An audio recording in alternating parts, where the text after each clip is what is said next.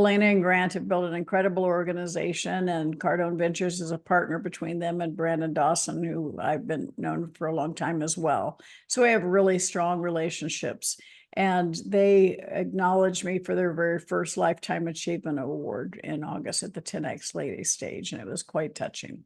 It was, and I knew you were going to be there, and I did seek you out, obviously, to be on the podcast. But what I love.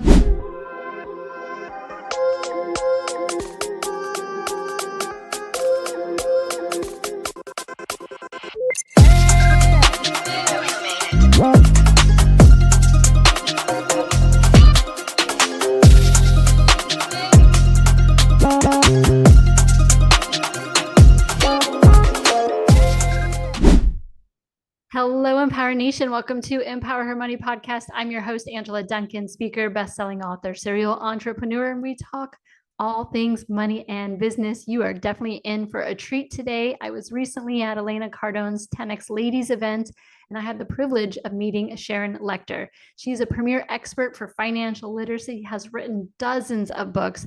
She was the co-author, founder of Rich Dad, Poor Dad book series. We're going to talk about the story you don't know behind that book. We're going to talk about her incredible new book, How Money Works for Women, which you can check out on her website, money tips, so much more. Check out this episode. Hi, Sharon. Welcome to Empower Her Money podcast. How are you today? I am fantastic, Angela. Thank you so much. You're welcome. I am so excited for today's episode. I would love for you to start off first, thinking back in your career. Would love to know how you kind of got started on this financial literacy journey. Well, I'll try and give you my Cliff Notes version, because I grew up in a household where we talked about money. My parents talked about our assets, our real estate investments, and things that they were doing, building their own businesses. And I didn't realize until I got into the real world that most people don't understand money. And I chose a career in accounting. I was the only woman in my accounting classes, one of the first women in public accounting. And so in public accounting, I learned a lot about how companies succeeded, and probably more importantly, how companies failed. But it wasn't until I was about 25 and went on my entrepreneurial journey that I realized that I really wasn't cut out to be an employee, but more of an entrepreneur. But it wasn't until my oldest son went off to college and got into credit card debt that I really dedicated my career to financial education, financial literacy. And that was December of 1992. And I'm as passionate about it today as I was then. I definitely remember the credit card days. I was working for Bank of America at the time, and I was in school, and they did have me do those little vendor tables and give away free t-shirts, but I knew nothing about credit, nor did anybody else who was applying. So I think it's changed quite a bit since then, but I appreciate that early support.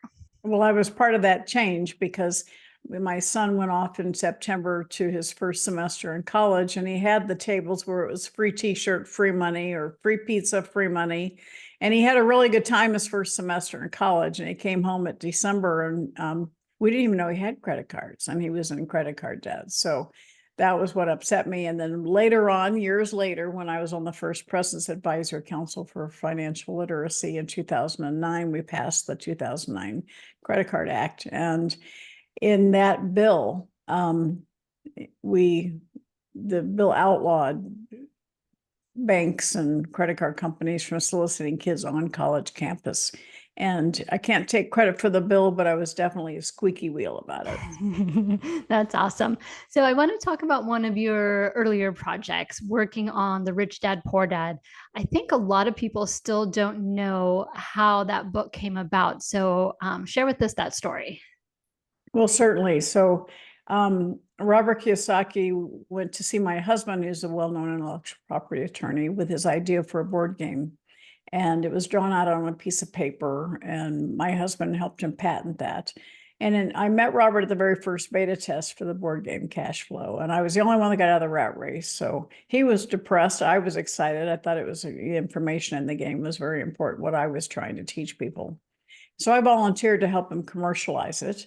And just as a friend, because I had just sold the company with the inventor of the first talking children's book. So I had a lot of experience in technology and games, manufacturing, that type of thing. So started on that process, and he told me he wanted to charge $200 for the board game. I said, that's kind of pricey. Maybe you should write a brochure to explain your philosophy to sell the board game.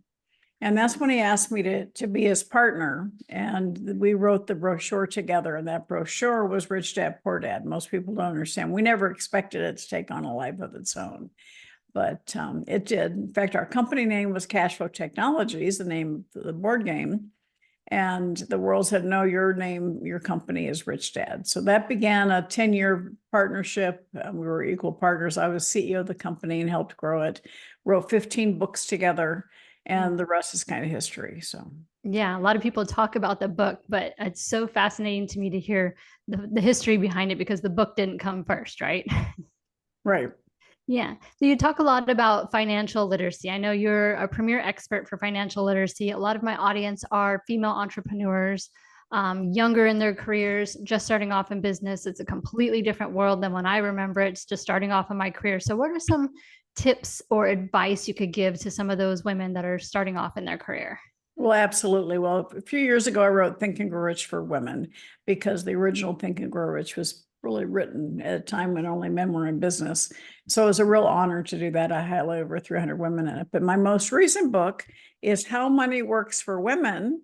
And what I did, I'm really proud of it because it's very non-threatening. It's all 4-color. We've got avatars of women in every decade of life from 19 to 86. And one of the most frustrating stats for me is 80% of men die married, 80% of women die single.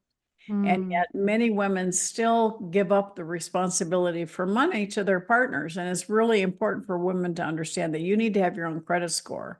You need to have access to your assets, and you need to build assets. And so we talk in the book about women that have gone through abusive marriages and had to escape, women who have special needs children and have to redefine how they make money.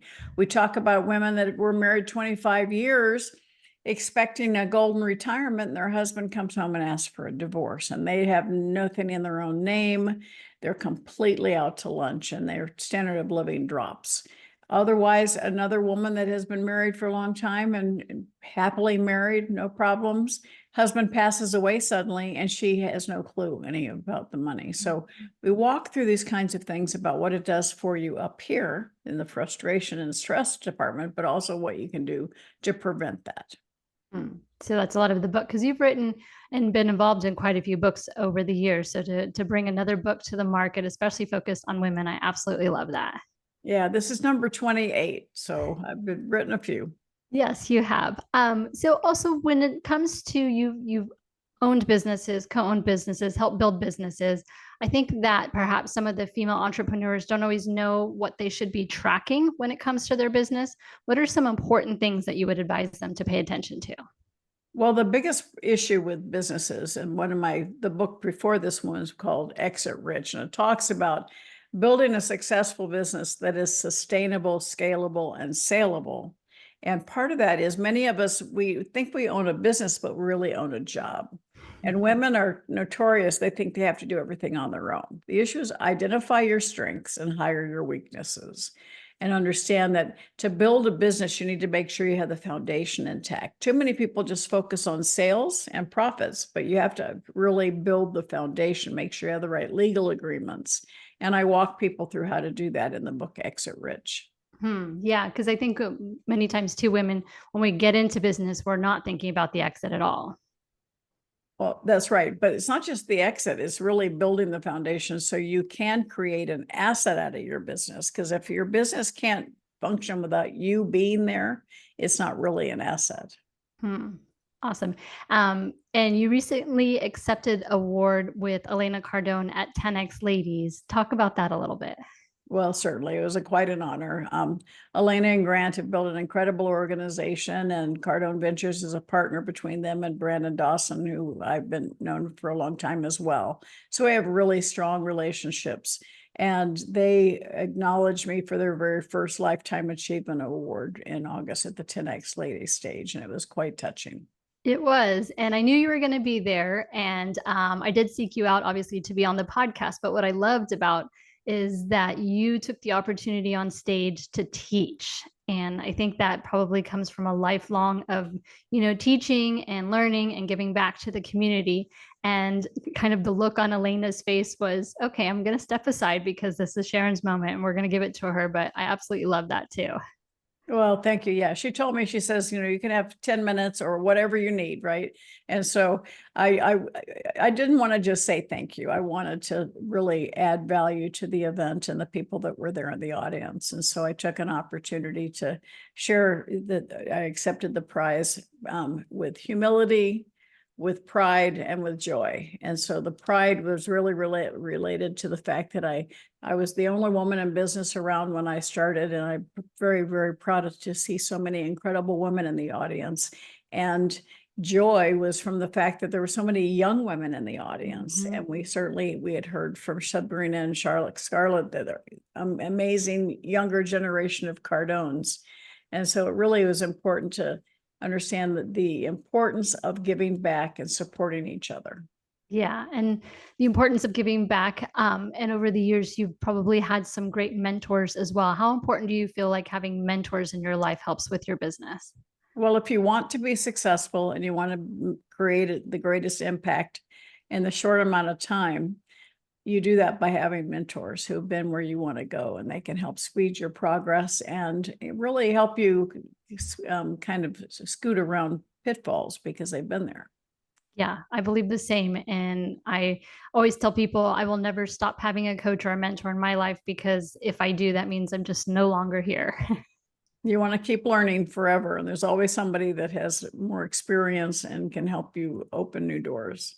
Yeah. So, being that we're in this type of market right now, I'm very heavy in the real estate market. And you have incredible insight, being able to have a lot of mentors in your life. I'm curious to know, what do you see maybe in the near future as far as, you want to talk about business, real estate, whatever, you want to kind of share your insights. Well, no matter what's happening in the economy, you need to know your own personal numbers, whether it's your business, your real estate. You know your numbers and protect yourself by paying attention to shifts in the market. When there's a shift in the market, yes, that could be a crisis, but it's also an opportunity. Every downturn creates opportunities to build your wealth. And so it's important to educate yourself. And I have in my first book with the Napoleon Hill Foundation, which is called 3 Feet from Gold, I Mm. talk about your personal success equation. And you can go to personalsuccessequation.com to get a little ebook, a process, a workbook that I created. And it's really your P plus T, your passion and your talent. Do what you love what you do. My passion comes from anger. We weren't teaching kids about money in school. Your talent, my talent was I was CPA for over 35 years and in the publishing industry for many years. And so I can combine those to do what I did. But most of us stay there thinking we have to do everything on our own. But true success comes from times A, power of association. Who do you know? Who's on your team? Do you have people on your team who are strong where you are weak? Do you have the right mentors? Do you have the right people that care about what you're doing, can help you spread the word? And then times A, taking the right action. How many times do we know what we're supposed to do? We just don't do it. And then all of it wrapped in a plus F, faith.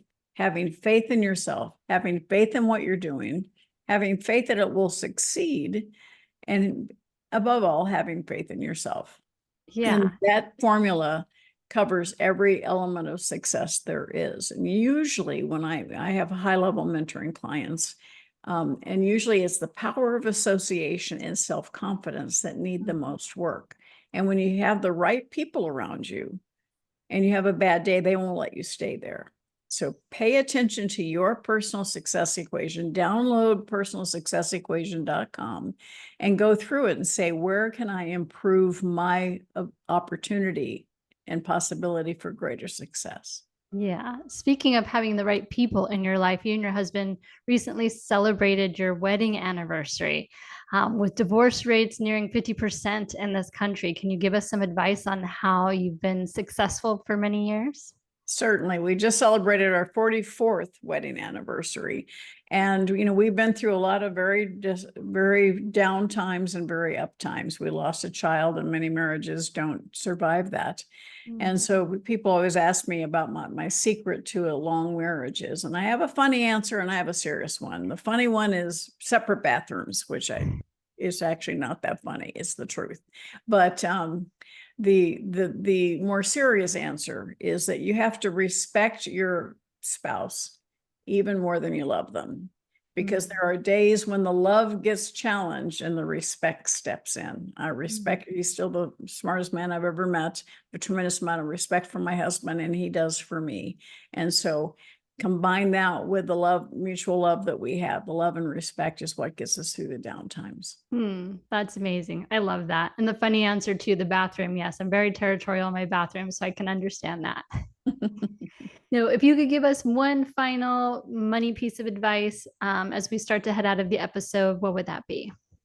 Well, assets is my favorite word on earth, assets. And I said to the crowd in Miami, assets are sexy, and the older you get, the sexier they become. You are financially free when the income from your assets exceeds your monthly expenses. And it does not have to be millions of dollars, Angela. It can be, when I first met Robert Kiyosaki, he was making $100,000 a year from 2 apartment complexes, but his living expenses were only $36,000. So he was financially free. That was the message that intrigued me, that what I wanted to share with the world. So you are financially free when the income from your assets exceeds your monthly expenses. That means the money's coming in, and if you have a bad day, you don't want to get out of bed, it doesn't stop your income flow. And so challenge yourself to buy, build, or create income producing assets, and you'll be one further step closer to being financially free. I absolutely love that and agree with it 100%. I'm a real estate investor myself, financially free, thankfully. But similar to you, I'm not going to stop teaching and giving back to the community as well. Sharon, if our audience wants to reach you, what is the best way for them to find you? Well, absolutely. My website is sharonlechter.com. You can reach me through email, info@sharonlechter.com. I'm on Facebook, Instagram, LinkedIn. Please, and X, please just reach out to me, Sharon Lechter, SHARON, and the last name is LECHTER. Awesome. Can I see that book one more time for the audience? We need to go pick up your newest book. Absolutely. It is How Money Works for Women. Take Control or Lose It. And if you order it through my website, sharonlechter.com, I'd be happy to autograph it for you. Oh, done. I will be doing that when we get off the podcast today. Thank you so much, Sharon, for your time today. Thank you, Angela, and thank you for doing this important messaging.